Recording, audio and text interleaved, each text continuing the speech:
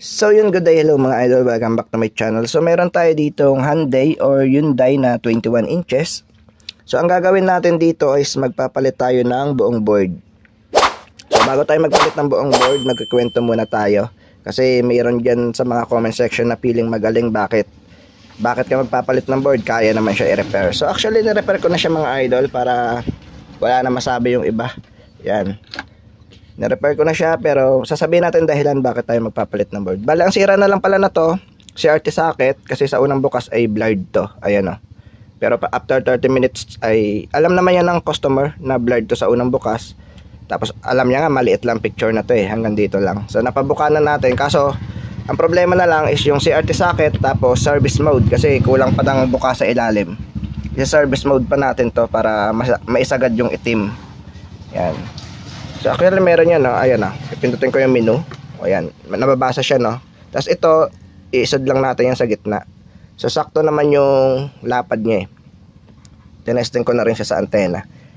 So actually, ano na siya, ito na lang kulang talaga, service mode. Tapos CRT socket papalitan.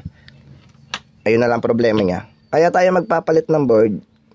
Unang-una, yung appearance ng kanyang board, may itim na yung mga pyesa. Bukod doon, marami ng kalawang. Makakapal na yung kalawang, tsaka yung circuit sa likod ay marami ng itim-itim. So, bugbog na kumbaga. Tapos, bunutin ko muna. Tapos yung pyesa niya, may itim na yung ibang paa ng pyesa. So, marami na rin siyang sira. Kaya, yung presyo na gagastusin niya doon sa lumang board at yung presyo ng bagong board, halos magka-same na. Kaya nagsuggest na tayo na kung gusto niya, palitan na lang to ng buong board para bago na lahat ng pyesa. Bukod doon mga idol, kasi kung maayos natin to, sabihin na natin na ayos na natin, no? May chance to na hindi natatagal gawa ng appearance ng mga pyesa, pangit na, bugbog na yung board. So marami ng dahilan kung bakit baka hindi na tumagal. Kasi galing na rin to ng ibang technician mga idol, no? Kada paayos, may panibagong sira ulit kinabukasan. So ibang dadalhin niya ulit doon, naayos ulit, iba na naman ang sira sa susunod. So dito na dinala, at yun nga, no, ang daming ring sira yung dinala dito. Inayos ko muna yung sa power supply kasi mababa yung power supply. Pagkaayos natin ng power supply, iba na naman yung sira. So hanggang sa yung pinakahuling sira niya, yung maliit yung picture dito. So naayos ko na rin yun. Yan, kung mapapansin, nakabuka na, no? Kaso bitin pa siya konti. So isa-service mode na lang yun. Tapos yung isa pa yan, kasi sa CRT socket niya, kaya blurred yung unang bukas. So yun, papalitan natin to ng board. So ito yung gagamitin natin, no? Okay naman tong ganitong brand. Ito, Core Board, Color TV. So anong bang brand to? Wala kasi siyang brand. Core Board lang yan nakalagay. So ito rin gamit ko dati pa. So kung mapapansin, Hyundai, no? So pwede ba to kahit sa ang TBS? Pwede to. Pwede to sa LG, Sanyo, TCL, mga China, Sharp. Yan, marami. Basta lahat maliban sa Sony, no? Mahirap. Pwede siya sa Sony pero mahirap. Marami kang babaguhin. So siguro sa susunod, kapag may nagpa-convert sa atin na Sony tapos universal board yung gagamitin, so papakita ko kung paano sa Sony ilagay. So sa ngayon kasi parang mga monitor tube yung gamit nila. So kahit saan pwede to, kahit anong TV maliban sa Sony, para plug and play lang. Yan. Pag Sony kasi magmo-modified tayo. So kompleto yan, no? Yung board na to may remote na, pati yung mga yan, switch, bagong switch. Yan, ito yung bagong switch. Yan, bago na lahat, pati playback niya bago na lahat. As in. So tanggalin natin muna yung lumang board, tapos papakita ko kung paano ang connection na tong bagong board. So kapag ganito yung TV nyo, universal board din yung nakalagay sa dati yung TV. So kailangan nyo tanggalin to, yung mga tornilyo, tanggalin natin yung plastic nya, no? Pero kapag mga sharp, huwag nyo na tanggalin, itornilyo nyo na lang tong pinaka plastic dito sa sahig na to, para at least may lalagyanan yung board natin. Kapag mga sharp, LG, so hindi siya gagalaw. Ito na yung pinaka holder ng board, yung plastic na yan sa ilalim. Yan. Pero kapag ano naman, mga ganito, may sariling lalagyanan naman to.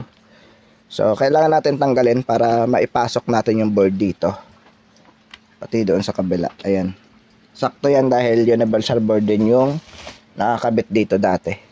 Tanggalin nyo lang tong tornilyo. Gaya nga nasabi ko, kapag mga sharp, so syempre wag nyo lang tanggalin. Sama nyo na yung plastic doon para hindi gumalaw yung board. Tapos yung plastic ang itornilyo nyo sa dating frame ng sharp.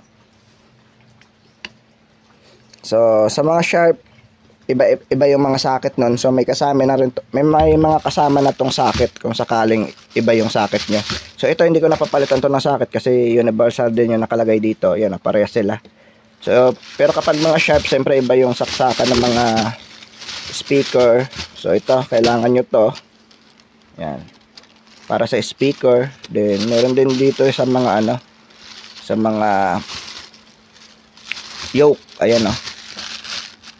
Sa yoke. So dahil universal nga to, no, ito. Hindi ko na babaguhin, hindi ko na papalitan. So pag mga pang sharp lang, mga sanyo, so iba. So kailangan nyo tong socket na to para magtugma siya sa terminal. So sana hindi maingay, no, kasi umuulan ngayon dito sa amin. Yan, kasya na yan dito mga idol. Yan, no, kung papansin nyo, pasok na pasok. Tapos sa kabila, ganun din. Ayan. Ayan ang lalagyanan niya. Labas muna natin. Turo muna natin kung paano yung connection. So ang connection na to, so ito yung switch niya, no? Hindi ko napapalitan yung sa switch kasi okay naman yung switch niya eh. Ayan. So mas matibay pa rin tong gamit na switch dati. Mas makapal yung wire na ginamit. Ayan, no? So ang sa switch, ito galing sa switch or cord. Saan ba ito ilalagay? Kasi kasya yan dito. Kasya yan dito eh. Yan o, pasok yan o. So ilalagay nyo yan sa may fuse. Ayan yung fuse, hanapin nyo. Ayan, AC. Nakasulat na rin pala. Diyan nyo siya ilalagay. Ang degaussing coil or yung wire dito na nakaikot sa may picture tube. Degaussing coil ang tawag dyan. Ayan. Itong wire na to. Dito nyo siya ilalagay sa thermistor or yung iba posistor ang nakalagay dyan, yung kulay itim. So dito thermistor, yung kulay green. So dito nyo siya ilalagay, malapit siya lagi dyan. Okay lang kahit magkabaligtaran, no? Kahit baligtarin yung ganon, walang problema, AC naman yan. Then ito ay sa switch. Kapag sira yung switch na to, so ito gagamitin natin switch. Ipapalit lang natin. So syempre ngayon, testing lang natin kung ayos ba ang switch na to. Dito nyo siya ilalagay sa may, kasi pwede rin siya dito eh. Ayan o, asya rin. Dito nyo siya ilalagay sa malapit sa 4 pin or 3 pin minsan na nakalagay dyan. Ayan. Dito 4 pin yung nakalagay. Dyan siya, switch yan. So ito para saan ba to? Para sa speaker yan, sa audio yan, audio out. So kung mapapansin nyo, dalawa sila magkatabi. Yan yung speaker. Kunin nyo yung speaker wire, ito. Dahil parehas naman ng terminal, so hindi ko na siya papalitan. Pero may kasama yun na terminal. Tapos yung isa, siyempre sa kabila. Ito. Yan. Nasipon tayo mga idol. Ito, 3 pin lang to, no? So ito ang gagamitin natin dahil hindi sila nagtugma. Yung kanyang infrared at LED. Ito. Tapos ipalit na lang natin siya doon mamaya. Mamaya natin ipalit. Yan.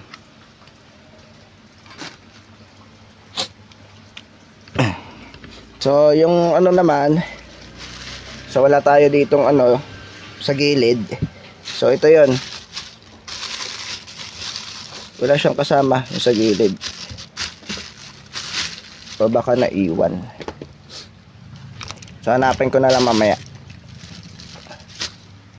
So ito pala, sumabit pala sa ano. Yan. Ito. Yung RCA niya dito sa malapit rin sa RCA sa likod. Yan o. Or tuner. Pero RCA dito sa RCA din na to. Yan. Saksak nyo lang dyan. Then ito syempre yung socket dito na yan.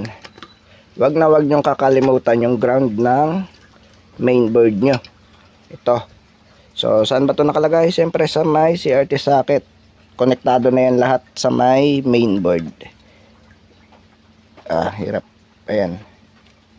Yan sa may ground. Kasi kapag wala yan, malakas yung spark ng tube. So, may chance na maglabas yung kuryente, mag-arc. So, dito na tayo sa last part, yoke.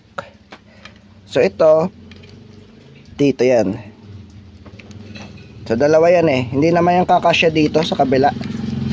Yan magkakaiba sila na space. So, dito lang talaga siya kakasya. Yan, ulitin natin. Hindi yan kasya. Hindi yan papasok. 5 pin to, 5 pin rin to, pero hindi siya papasok. Dito siya papasok sa 4 pin. Ayan 4 pin. Magkaiba sila na space. Yan. Then, itong single, dahil flat ang tube, so try natin siya sa pangatlo lang. Yan. Yung iba pag curve, so dito tayo sa panghuli. Tingnan natin flyback 1010A. Okay, testing natin. Hindi ko pa kasi na-testing kung okay ito. Ay, flyback pala. So, ito flyback. So, syempre dyan na yan. Kakabit ko muna. So, yan, kompleto na. Nakabit na natin yung anode cap. Nilagyan ko muna siya ng karton. Baka basa yung pinagpatungan. Tsaka may mga tilamsik rin ng LED. So, sasukatan na rin natin to para masabay na natin yung voltage. Kung normal ba. So, yan. Bali dito lang nag-check sa 180. Kapag normal yung 180, may chance na normal na rin yung B+. So kapag mataas yung 180, baka malapad yung picture. Kapag mababa naman yung 180, so bitin yung picture. So sa pangatlo tayo nag-check. So testing natin. Oops, tumba. Saksak natin. Sukatan muna natin yung 180 bago natin silipin. So may singaw yung anode cap. So baka mataas masyado. So 185, normal naman pero sumisingaw yung anode cap. Ibig sabihin, sakto naman yung screen yan pag ganyan. Kaya lang, linisin lang natin konti. May singaw ng kaunti. Yan, sakto naman yung screen niya. So hindi ko alam kung bakit nagsakto agad yung screen. Siguro in-adjust na ng seller. Try natin pumindot. Masyadong mataas yung vertical. Okay naman, siguro in-adjust to ng seller.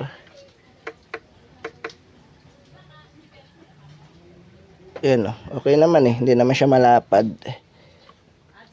Mag-adjust na lang ako sa vertical kasi parang mukhang mataas at mababa yung dito. Parang lampas sa vertical. Nagloloko yung mga pindutan niya. Naging power off na tong video. So, ibalik natin yung dating pindutan sa switch. Naging power na nga yung video. Ayan.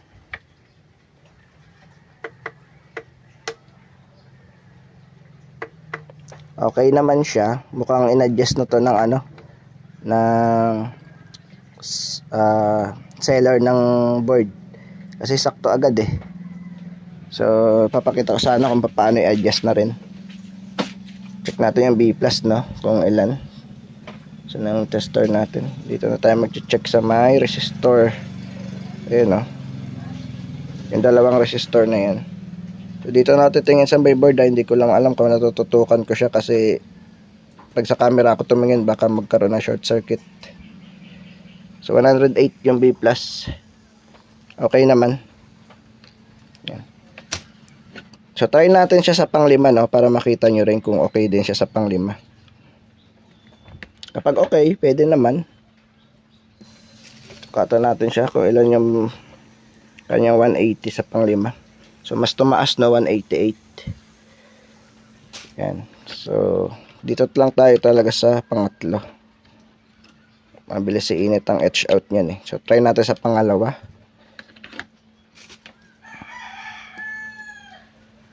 So, 172. So, baka bitin yan. 170. So, bitin nga. Ayan may itim. So sa pangatlo lang talaga kapag flat ang tube. Yan, pangatlo lang kapag flat ang tube. So kapag curve ang tube, sa panglima tayo kapag 21 inches. Kapag 14 inches, yan o, flat yan o. Hindi ito slim flat yung harapan lang yung flat. So kapag 14 inches, syempre dito sa panguna. Kapag 17, dito sa pangalawa. Kapag flat tube na 21, so dito sa pangatlo. So kapag 21 inches na curve, so sa panglima. So yung ang pang-apat, kapag hindi nakuha sa pangatlo, dito ko tayo sa pang-apat sa 21 inches. So ayan yung pinaka-normal dyan. Tapos adjust ko na lang yung vertical. So turo natin kung paano. Lagyan muna natin to ng battery. Kasi parang sobra yung adjust ng ng seller. Lagyan natin itong battery para makita nyo na rin kapag bitin yung picture nyo or vertical nyo. So makita nyo na rin kung paano siya i-adjust. So ito may battery na. Hindi ko natatakpan kasi papakita ko lang naman kung paano siya i-service mode. Saksak natin. So para hindi na kayo mahirapan, mayroon ditong secret button. Ayan yung maliit na pindutan na yan. Ayan yung service mode. So gamit lang kayo ng pantusok dyan, kahit basta wag lang sobrang tulis para hindi mabutas. Ito pwede na to. Click nyo lang yan Saan ba yung ating... So lipat natin to, wala, pabunutin ko muna. Lipat natin to dito sa kabilang side para abot ng remote. Ayan. Then kunin natin tong pantusok natin. Ito ilagay. Saksak natin. May power na. So pag walang power, ibig sabihin nag-on na siya pala. Dalawa lang yung niya, walang power, naka-on. Okay. Pindutin nyo lang to, yung secret button na sinasabi ko. Ito yung maliit na butas. So nag-factory siya Isa pa. So yun. Napunta na tayo dyan. Hanapin nyo lang dyan yung vertical size. Panglipat natin up and down. Pang-adjust natin left and right. Vertical size. Naka F0 tayo. So kapag gusto nyo ilagay sa F1, ay pindutin nyo lang siguro yung 1. Ayan, pindutin nyo lang yung 1. Yan, vertical size. Kapag bitin yung picture nyo.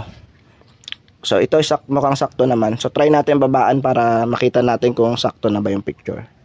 41 yung nakalagay dyan. So gawin natin, pag binabaan nyo yan, hindi, ibig sabihin sobra nga yung adjust ng seller, mga 30 lang dapat. So tingnan mo yan, baka kasi pag dumating sa inyo, ganito yung itsura ng TV nyo, bitin. So kapag bitin, taasan nyo lang yung vertical size. Ito yung pantaas na adjust natin. Ito right 17, 18, 19 hanggang magsakto siya doon sa pinakataas tapos sa pinakailalim. Kaya kung mapapansin nyo kanina yung ni-repair nating TV na pinagpalitan na to, bitin din, di ba, yung itim. So service mode lang rin yun, i-adjust lang yun doon kasi nagpalit ako memory.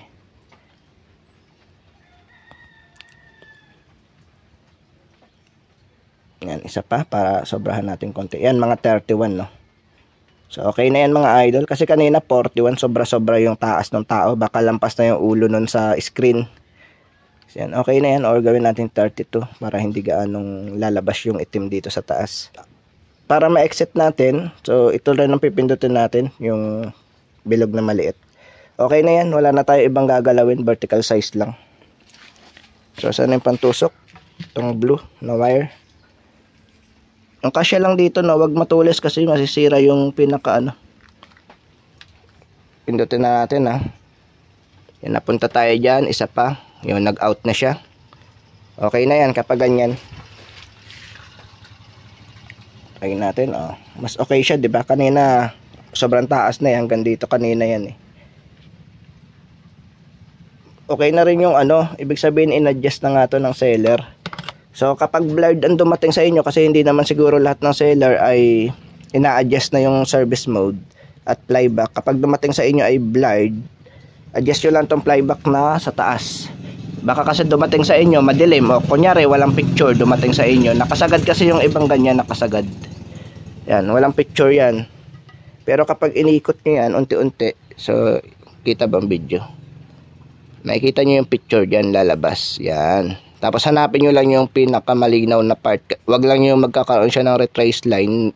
Taasan ko pa yan, magkakaguhit-guhit na yan pag sobrang taas. So kailangan walang guhit-guhit, no. Yan, ito yung pinaka okay sa kanya. Then kapag dumating sa inyo, kapag na-adjust nyo na yon at blurred, ganito, ibaba ko ulit itong isa, yung sa taas naman, no, kapag blurred. Ito kanina in-adjust ko para sa liwanag. Ito sa screen to eh. Ayan, nakasulat to, screen. Tapos ito focus. Focus yung taas, screen yung sa ilalim. Liwanag yung sa ilalim, then ito naman yung focus niya sa ano. So ibaba ko ha, ibalik ko sa default yung pag dumating sa inyo, kasi hindi lahat ng seller baka hindi ina-adjust to. So ganito magiging itsura niya kapag wala siya sa focus, blurred picture. Ayan, kung mapapansin nyo, blurred. So adjust nyo lang tong pinakataas ng playback hanggang sa mabasa nyo yung nakasulat. Yan, ito yung pinakamalinaw.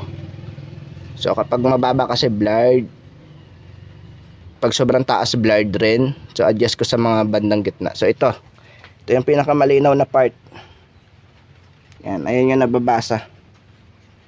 Tapos taas ko pa konti yung screen. Okay na pala yun. Sakto na yung blue, hindi maputi.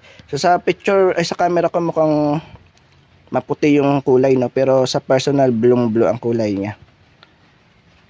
So liwanag lang siguro ng ano. Wala sa akong flash pala. Wait lang, lagyan natin. So 15% lang pala yung ating battery, kaya pala walang flash. Kasi yung liwanag na to na ano yung camera eh, kaya medyo maputi yung pagka-blue dito sa camera. Pero kung may flash siya na makikita nyo yung mismong kulay, nag-aagawan sila ng liwanag. So okay na yan mga idol. So kapag ginamit nyo sa antena, i-auto search nyo muna siya, no. Punta lang kayo sa menu, then dito sa parang satellite na symbol, ay mali yan, then auto search nyo lang, auto tune yan. Tapos hintayin nyo matapos. Kapag nakahanap na siya ng signal tapos walang sound, ang gagawin nyo, puntahan nyo yung system, or ito yung SYS na nakasulat yung kulay dilaw, ito yan, color. Then lipat nyo lang, ay hindi, ayan yung sa color, lipat nyo sa sound, sa BG. Ito yung color eh. Kapag nakapal, syempre black and white yan, no. Automatic nyo lang para yan, para may kulay siya, para kung anong kulay nung ano, ayun na, naka-automatic siya. So sa sound naman, so ibababa nyo lang, no, ito yan. Kapag sa sound BG, hanapin nyo lang dyan kung alin yung frequency na may sound. So I, DK. So dito tayo sa M kasi ayan yung may sound dito sa amin. So depende sa lugar nyo kung ano, kasi sunod yan BG na ulit. Walang sound yan dito. So dito tayo sa M. Yan. Then may sound yan sa amin. So okay na yan mga idol. So lagyan ko na to ng antena. So bali auto tune ko lang siya, no. Ayan. Kasi wala ko pa to na search.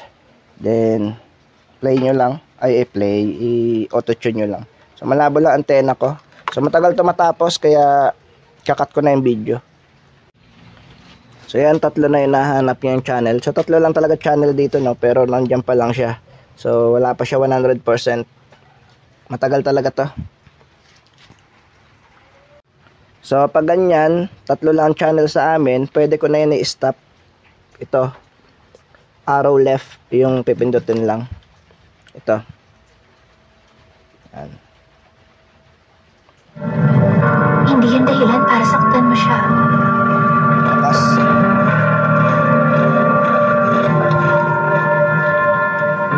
may sound sa amin, di ba? So try i-off ko muna yung sound. So try natin ilagay ito sa BG, no, yung system. Ayan na. yung sound, ilagay natin sa BG. Yan. Tingnan natin mangyayari, no? Tapos out natin. Yan. Ganyan lang maririnig mo, raster lang.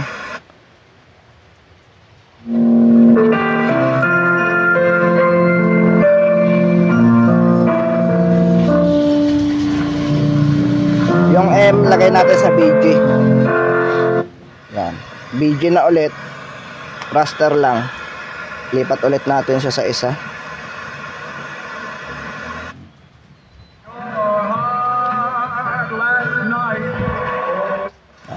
Raster lang maririnig mo. Pero kapag naka-M, hello, tsaka may kulay din. Tanggapin na natin. Wala naniniwala mananalo.